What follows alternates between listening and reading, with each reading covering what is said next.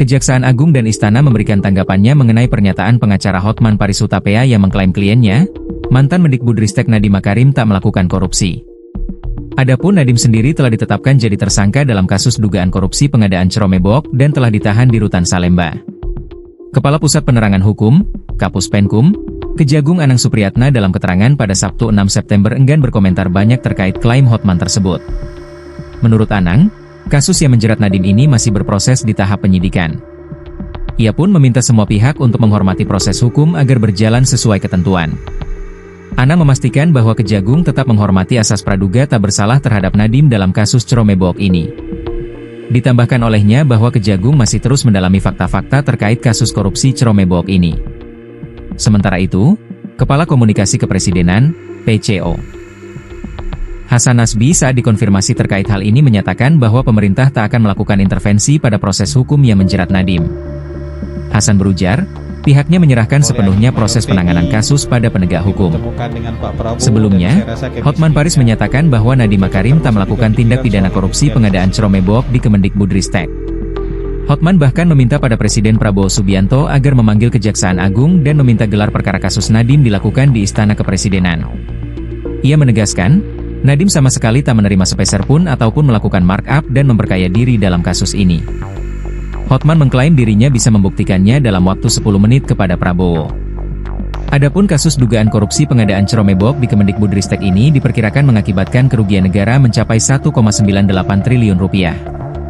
Saat ini Kejagung masih mendalami dugaan aliran dana yang didapat oleh Nadiem.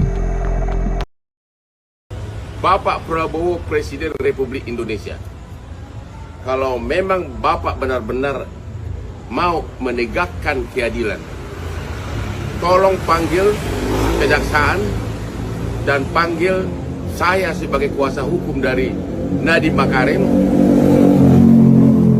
gelar perkaranya di istana, dan saya akan buktikan, satu, Nadiem Makarim tidak menerima uang 1 sen pun.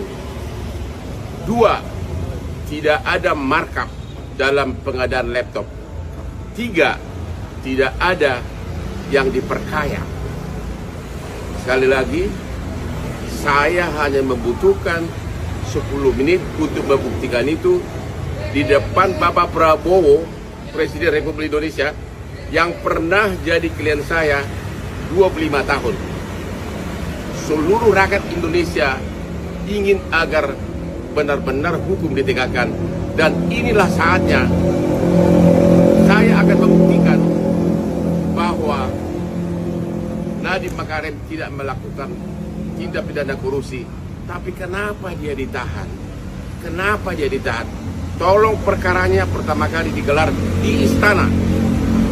Salam dari Hotman Paris yang pernah memberikan bantuan hukum kepada Bapak 25 tahun tanpa noda 1 titik pun. Terima kasih Bapak Presiden.